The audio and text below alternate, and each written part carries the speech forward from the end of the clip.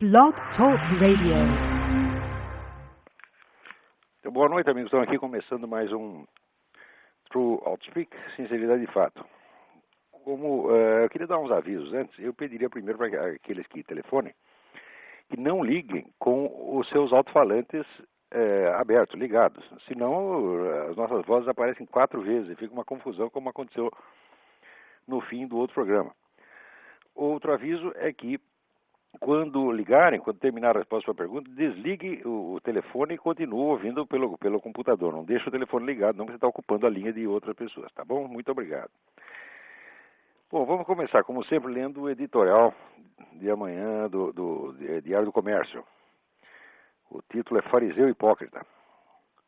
O uso pejorativo da palavra raça para designar um grupo não racial é o inverso de um insulto racista, pois deprecia os elos raciais que o racismo, por definição, exalta. A expressão é pejorativa precisamente porque reduz a afinidade política, espiritual ou cultural entre os membros de uma comunidade a um mero parentesco biológico, como se tratasse de um grupo de galinhas ou macacos. A intenção sarcástica se anularia automaticamente a si mesma se o falante, pensando como racista, considerasse a identidade racial um elo superior e não inferior àqueles que de fato unem o grupo.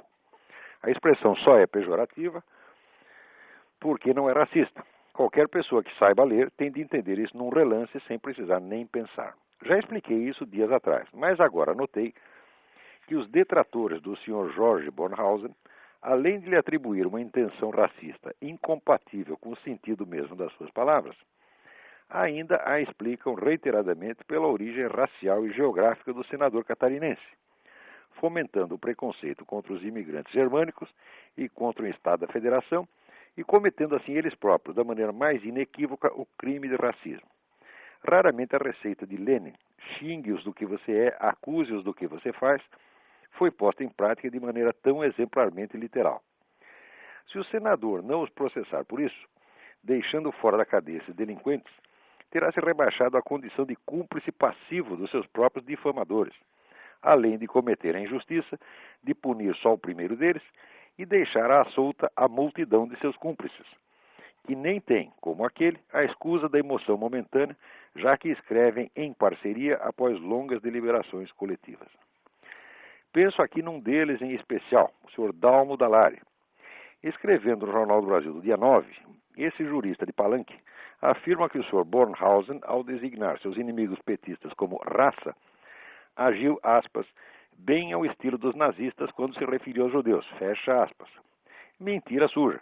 Os nazistas jamais atacaram o povo judeu por ser uma raça, mas sim por não ser da raça deles. Nenhum nazista, aliás, nenhum racista de qualquer filiação, jamais depreciou a identidade de raça enquanto tal. Fazê-lo seria deixar ipso facto de ser racista. E chega a ser comovente que esse coroinha intelectual do untuoso demagogo Dom Paulo Evaristo Arnes, tendo feito carreira na ostentação de catolicismo, rotule de nazista o mesmo giro semântico utilizado por Jesus para qualificar seus discípulos relapsos de raça de víboras. Mas não pensem que a hipocrisia desse fariseu desprezível se contente com isso. No meu próximo artigo comentarei mais 2 ou 3 feitos dele que igualam ou superam os do próprio Marquês de Sade. Aqui termina o editorial, mas eu já posso até adiantar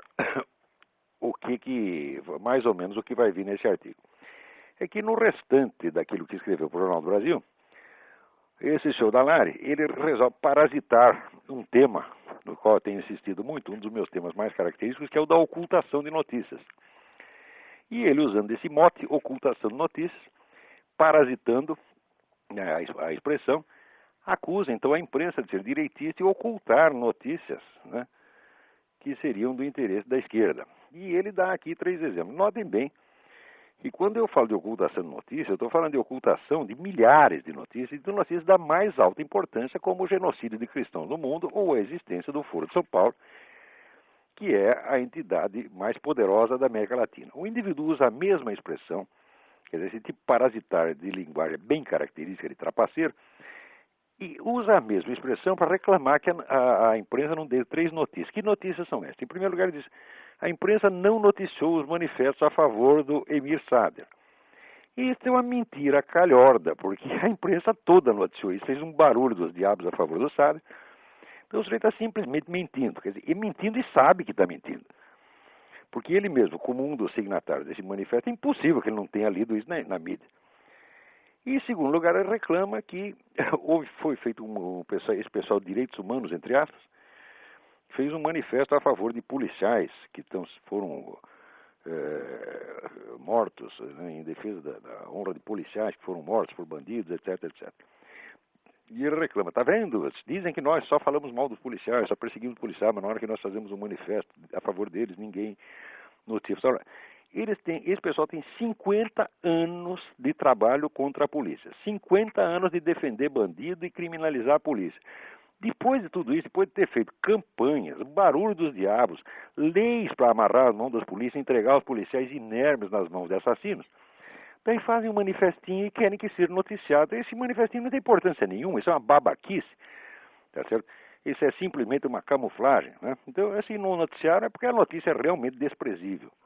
Agora, o terceiro é o mais bonito de tudo, porque ele diz, olha, todo mundo denunciou esse caso do dossiê anti-tucano que teria sido comprado pelo PT, mas todo mundo ocultou o conteúdo do dossiê, ninguém revelou. Quer dizer, ele coloca isso como se fosse uma ocultação criminosa.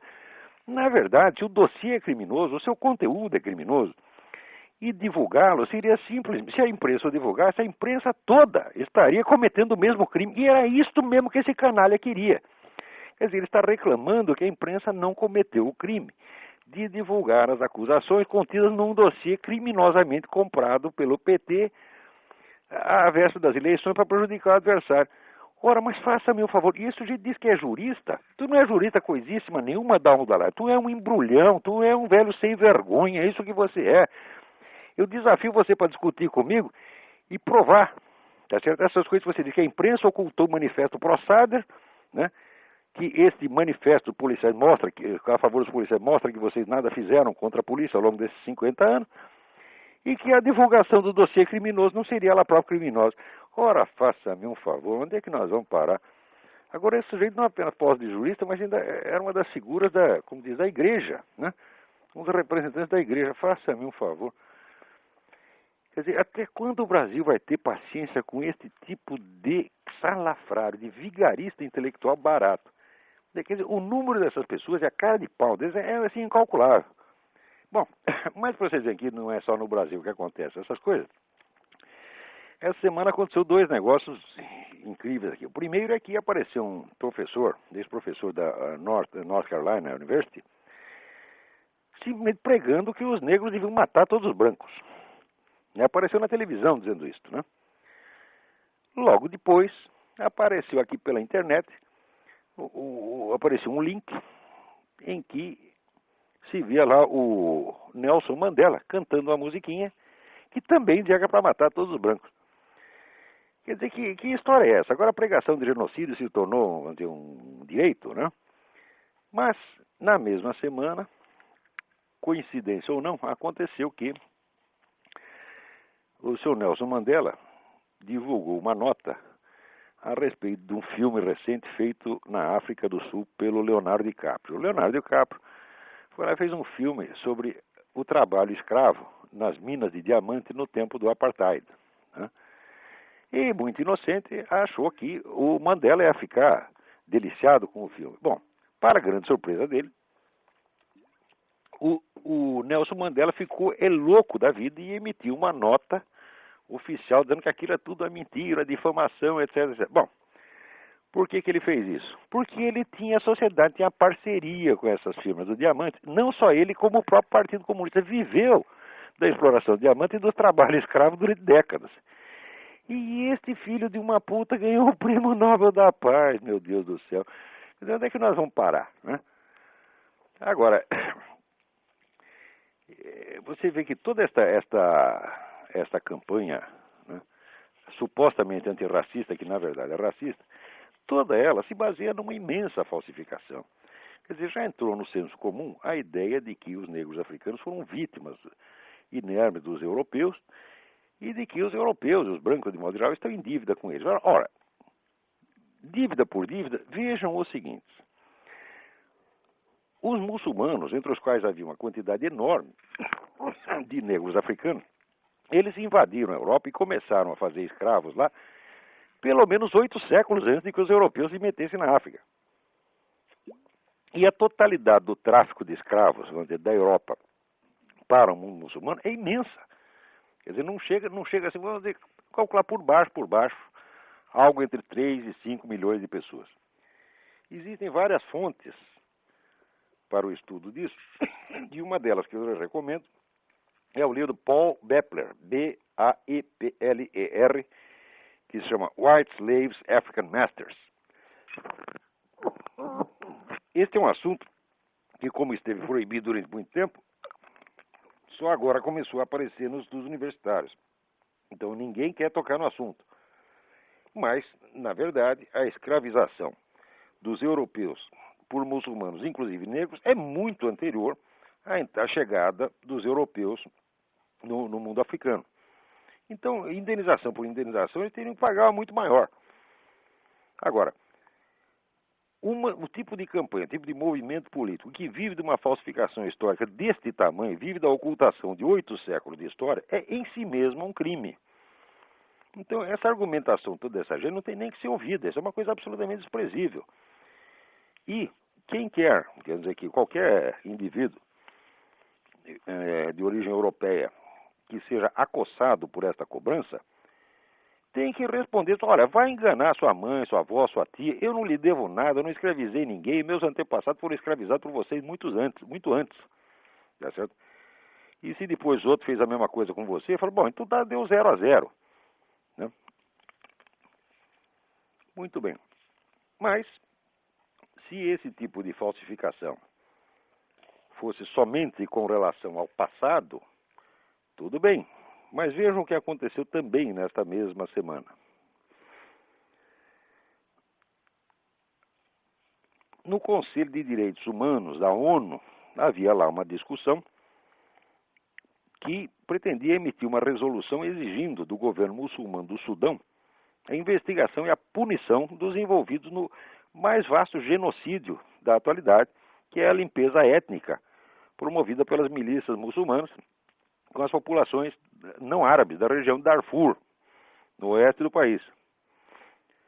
Parece que o negócio lá já chegou a 200 mil mortos e 2 milhões e meio de refugiados. Muito bem, então queria fazer uma declaração exigindo do governo a investigação e punição desses crimes hediondos. A resolução deixou de ser aprovada por 2 votos.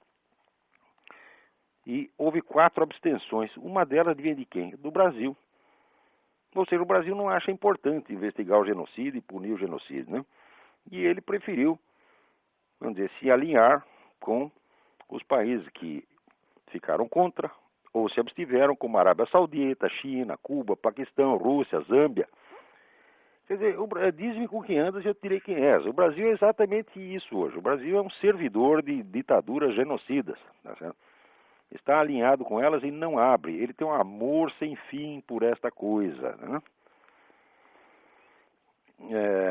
Olha, se vocês quiserem mais detalhes sobre esse negócio do Mandela com os diamantes, vocês procurem na revista The New Republic, www.tnr.com, um artigo de um autor chamado Isaac Chotiner, C-H-O-T-I-N-E-R. E está lá tudo explicado, esta sem vergonhice, tá certo, deste homem que viveu do trabalho escravo e que hoje posa como sendo o grande herói nacional. Ainda na mesma semana, o Ministério das Relações Exteriores emitiu uma nota reclamando das informações difundidas aqui dos Estados Unidos quanto à existência de terroristas na região da Tríplice Fronteira. Ora, mas o que significa uma reclamação? Uma informação, não tem sentido reclamar contra uma informação. Uma informação simplesmente com provas. O seu fato é que o Departamento do Tesouro aqui emitiu uma montanha de informações sobre esses canais de dinheiro. E não é só a informação. Um desses canais, vai fazer algumas semanas atrás, foi até fechado. Quer dizer, tinha lá um canal que saía dinheiro